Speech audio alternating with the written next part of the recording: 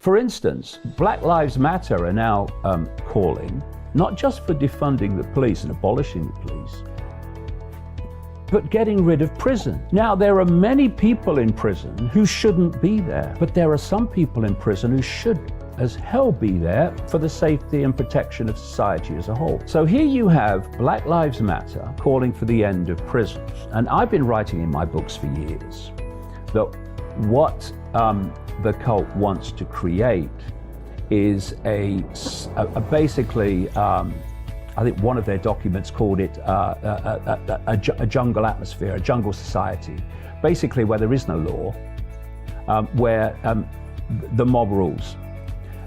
Going back to 1871, there was a letter sent by a high Freemason called Albert Pike to another member of this cult, describing a series of things that were going to happen through the 20th century. Because this cult agenda is projected right into the what we call the future.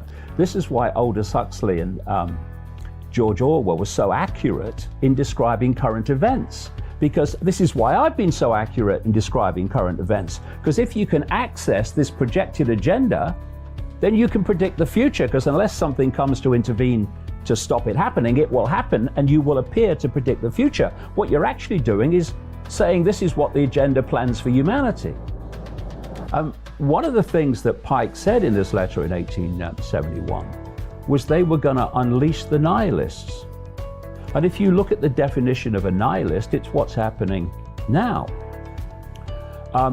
And they want to create chaos, fear, upheaval, especially in this period between now and 2030, when they want to transform human society. They're in the process of it. This whole pandemic hoax was massively part of it, and so's current events.